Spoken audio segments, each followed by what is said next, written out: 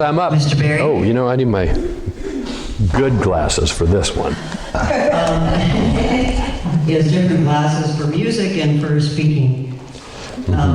So, my husband, Barry Cahill, my husband of 37 years, and we still like each other. And Barry's not a dad, but he is a wonderful cat daddy. I'm a fur daddy. He's the best cat daddy. So, I guess your talk is going to say it all. So, Mr. Barry Cahill.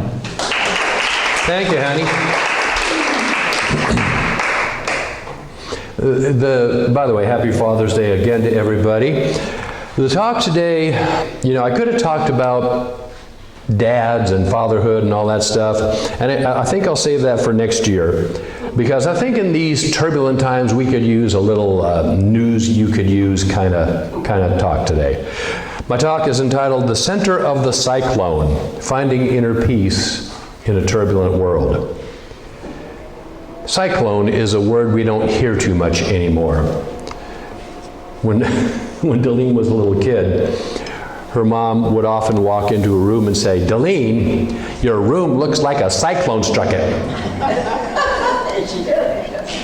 And it wasn't until Delene was about 14 years old she realized, you know, trying to figure out what's a cyclone struck it. No, it's 3 words. A cyclone struck it. She finally figured it out. I think it's fair to say we are living in turbulent times. Politics, wars, climate change, environmental issues, more hurricanes, more cyclones than ever before. Floods and wildfires, you know, we just can't seem to get the water thing right. It's either too much or too little. Cyberbullying on social media, the ever-increasing complexities of the modern world. And perhaps you have some of your own personal issues that decades ago would have been highly unlikely or even impossible because of the technology of the time. Many of us, especially as we get older, and most especially in these crazy times, find ourselves longing for the good old days, for simpler times. But I see it as highly unlikely that things are going to get simpler, at least on the level of human civilization. The human mind can't help, it just can't stop in striving for perfection through the pathway of further complication. We seem driven both as individuals and as a social organism to make more money, build more buildings, gain more knowledge, have more muscles like Arnold, to pay more taxes, have more laws, buy more stuff, more, etc., etc., etc. Not only that, but it seems that in spite of the constant warnings of our best and brightest experts, we as a society seem unwilling to make the slightest changes, let alone any sacrifice for the greater good. So what's a human being to do, right? Well, first off, take a deep breath.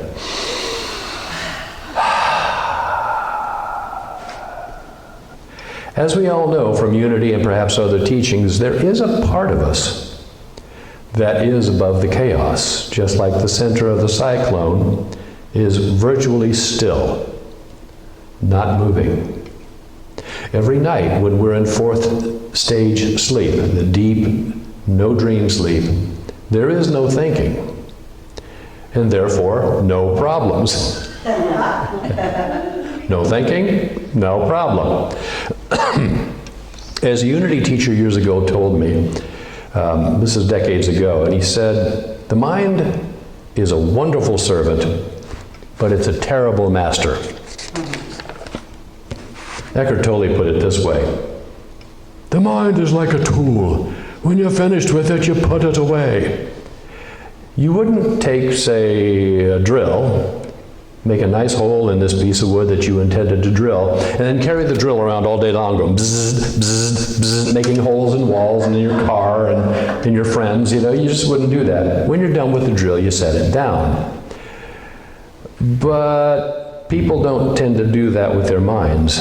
When they've finished using the mind for a real problem to be solved, or something else that the mind is really good at, they tend to, rather than setting it aside, just carry it around and let it keep on going, blah, blah, blah, what about this? Hey, don't you know about this? Hey, what about that?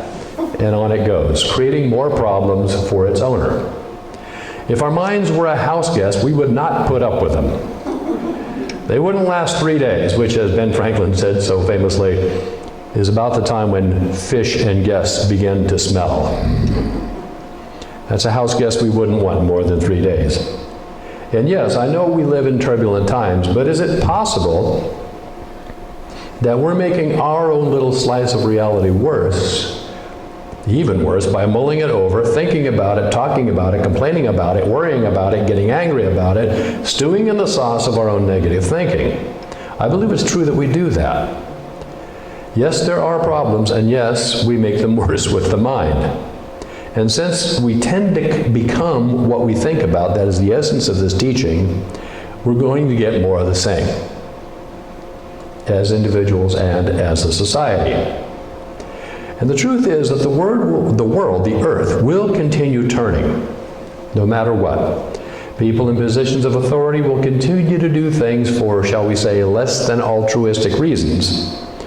You know that old song, money makes the world go round, money. And I don't mean to sound fatalistic, because in my lifetime I've seen incredible positive changes. The civil rights movement, women's rights, the broader acceptance of the LGBTQ community. Here's a good one: no smoking indoors or on airplanes. That's a pretty big achievement.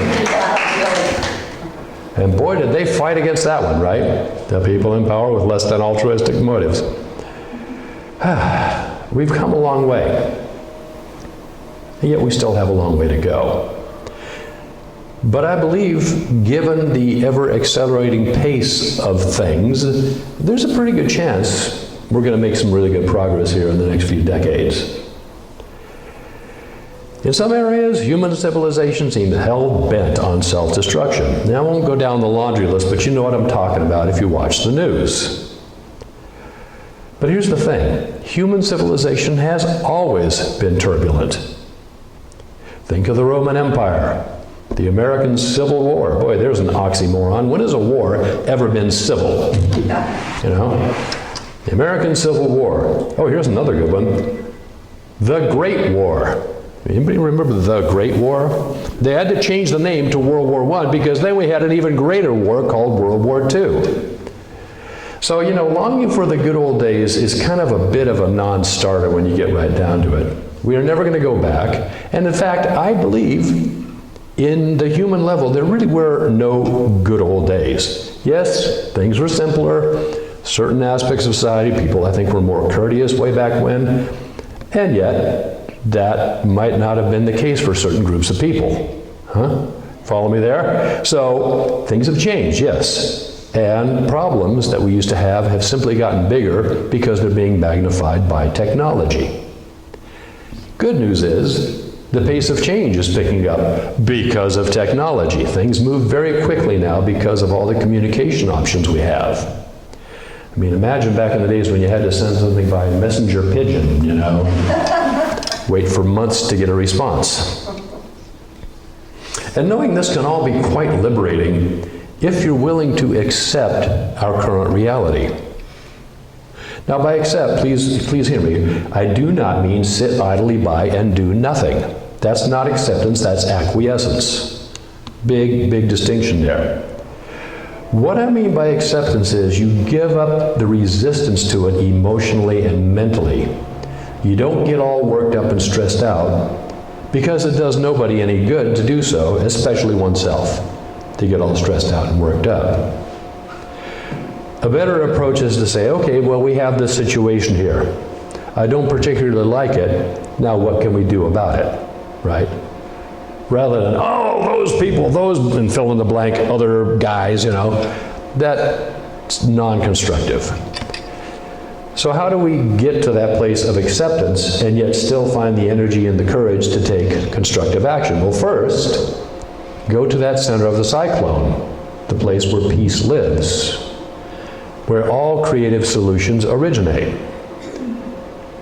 Acting out of fear, worry, frustration, anger will only give you more of the same. I'm sure we can all think of examples in our own lives. Any truly creative person will tell you that the mind plays only a secondary role in the act of creation, in the act of creativity. Napoleon Hill, the author of Think and Grow Rich, tells this amazing story of a man who was basically paid to sit in a dark room and come up with new inventions and creative solutions. This guy was so good at it, and he doesn't mention his name, but he would sit in a room, a dark room, with a desk, with a lamp, a pen and paper. And they would say, you know, we're having this problem with this new machine we're working on. Can you help us out? Sure. And he would sit there and he would think about the known aspects of this machine, and he would get it all very clear in his mind, kind of take it apart mentally. Then he would say, okay, what is needed here? What do we need to do to make this thing work perfectly? And he would wait for the answer. And the answer would come, and he'd start seeing what the solution was, and he would turn on the light and start writing feverishly the answer to the solution of this particular problem that was given to him to solve. And this is essentially what all great composers have done. This is what all great playwrights and book authors have done. They simply wait. They sit and ask, what's next? What needs to happen here? As a songwriter, I can tell you that's how I get started. What do I want to write about? A subject pops into my mind. Well, okay, where do I start? And I just listen. Here comes a line, which suggests another line and another and another, and so it goes. As Ernest Holmes said, now he was the student of Charles and Myrtle Fillmore and started the Church of Religious Science. He said, there is a power for good in the universe and you can use it. He didn't go on to say for what. That's for you to decide. How do you want to use it? But for today's talk, let's focus on inner peace in a turbulent world. How do we achieve that? How do we get there? You know, as opposed to thinking about sort of a tangible thing like, well, I'd really like to have a new car or better health or mend a relationship. This will work for all of those things too. So, remember, the peace which passeth all understanding resides within us. So let's start there. How do you get to that? Well, we kind of just did in our meditation, didn't we? And this should be a daily practice for everybody. Even if it's just for a minute or two, just to kind of set the trajectory of your day right. So first of all, step one, acknowledge that you can do this because others have. You can live in the silent center of the storm. Step two, be quiet, get quiet, still the mind. Now you can't do this by a direct act of will. Okay, brain, shut up. It doesn't work. Your brain say, what do I mean, shut up? You can't tell me to shut up. This is the brain's response to that. This is how the ego operates. Best way to still the mind, and this is an ancient practice that goes back thousands of years, is to follow the breath. Consciously breathe in. Don't just breathe, but then feel the rise of the chest. Feel the air going in the nostrils. And then when you exhale, feel that too. Pay attention to it. Put your attention on the breath, in and out. If you do this for even 3 or 4 breaths, you'll notice the thoughts, those random chattering thoughts in your mind, begin to subside. They become less frequent. And eventually they stop altogether.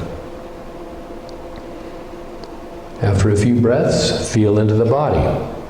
Some people like to start with their hands, some people like to stop at the top of their head and work downward, or the soles of their feet and work upward. It doesn't matter. Whatever works for you, do that. Ultimately, feel your body as one continuous field of energy, radiating outward as you're watching your breath. Now you are in the center of the cyclone. This is where that deep abiding peace lives. From this place of peace, affirm what it is that you want.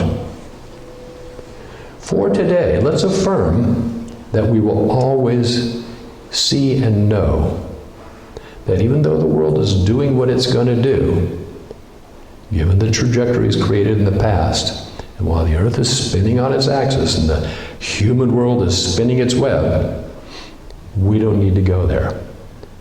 We can stay centered in the place of deep and abiding peace. And we know that we can come back to this anytime we want. The good news is, too, you can do this practice anywhere, even while driving. Obviously, you want to keep your eyes open. But you can do this breathing and body awareness practice if you're stuck in traffic. So rather than get all angry about, I'm stuck in traffic again, how about, okay, I'm stuck in traffic. I'm going to do a few deep breaths. I'm going to do body awareness. And the traffic now is no longer a problem. It's just a situation, and this too shall pass.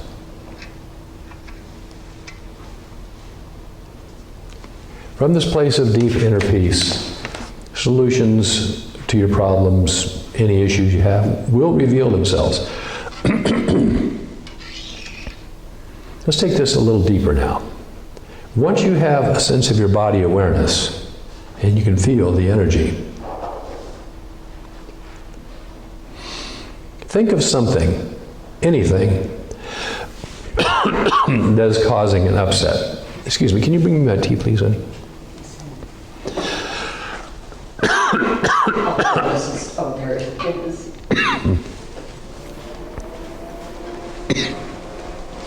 Thank you. Isn't she great? Oh, there we go. He's back. Okay, so you're in this deep place of inner peace. Think of something that is not so peaceful. It could be you had an argument with somebody close to you. Could be this happened many decades ago and you're estranged from a family member. It could be something you saw on the news last night that's just kind of upsetting. One more. But whatever it is, think about it for a second. And within the awareness of the body, check and see if something shows up. Perhaps that kind of twisting knot you all get right here when we're upset, or down in the gut, or tension between the shoulders, or that feeling like the side of my head is going to blow off, this tension headache. Whatever it is, breathe into that. So let's all try this as a little experiment. Think of something, maybe in the past, maybe in the not too distant past, that was a little bit of a cause of an upset. Maybe you had a political discussion with one of your relatives last Thanksgiving and you walked away going, this guy's an idiot. And it gnaws at you all day. And still, when you think about it, you get that twisting sensation here or here. Breathe into that. Let's say it's here. Breathe into it. And then, like those big trap doors on your air mattress, open it up and let that energy out. Breathe into it again. And let that energy out.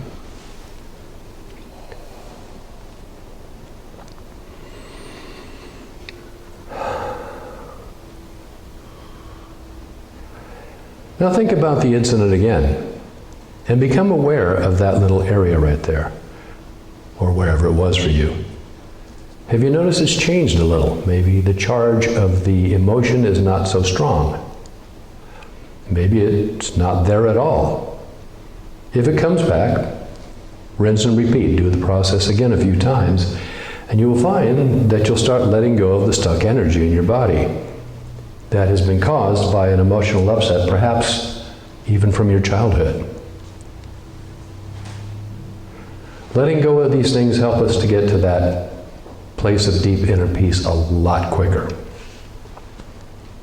You will remember the memory that triggered the emotion, but it'll just be a mental memory now, not an emotional charge.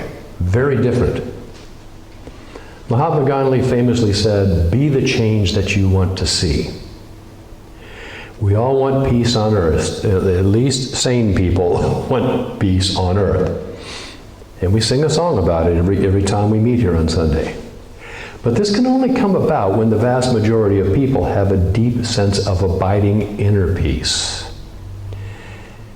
If the entire human species is in ego-based upset most of the time, we will continue to get more of what history has given us thus far.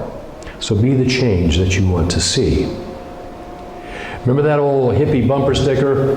What if they gave a war and nobody came? As if somebody were throwing a party called war. Well, I submit to you that every human being on the planet, if we had deep inner peace, nobody would come to the war party. The guy throwing it would simply be looked upon as ridiculous. Why would we want to do that? Peace on earth does indeed begin with inner peace. And when enough people reside at that center of the cyclone, others will begin to follow. Remember slavery? Aside from a few gangs on the perimeter of the law, it has, for all intents and purposes, been eliminated. It is illegal in every country on earth. And yet only 160 years ago, a mere minute in human history, it was widespread. We had to fight a war to eliminate it.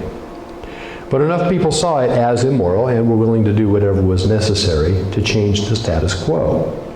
And I'm optimistic that in our lifetime, or perhaps the next generation, humanity will come to look at military aggression in the same way. Enough people will have the consciousness to simply not participate. Imagine if when Vladimir Putin had said, okay, we're going to invade Ukraine, and his general said, no, that's not a good idea. It's not good for Ukraine, it's not good for our country, it's certainly not good for my soldiers. We're not going to do it. What then?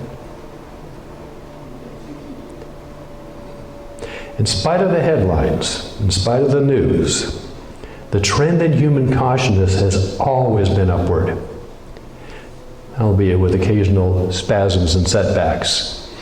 In the meantime, practice inner peace. Blessed be the peacemaker, a quote from Jesus on the Sermon on the Mount. Of course, to be the peacemaker, one must first have inner peace.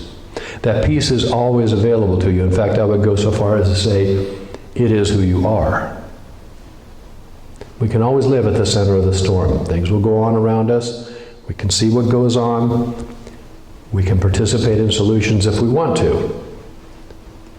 Or we can simply bless the world and send them on their way. We can enter that state at any time. As spiritual beings, we are living a human existence. We are not anger, frustration, worry, fear, and hatred. These are conditioned responses of the ego. And when they arise, life is sending you a message. And that message is, find your center. Find your inner peace. Go there now. Release, let go, and forgive. And so it is. Thank you.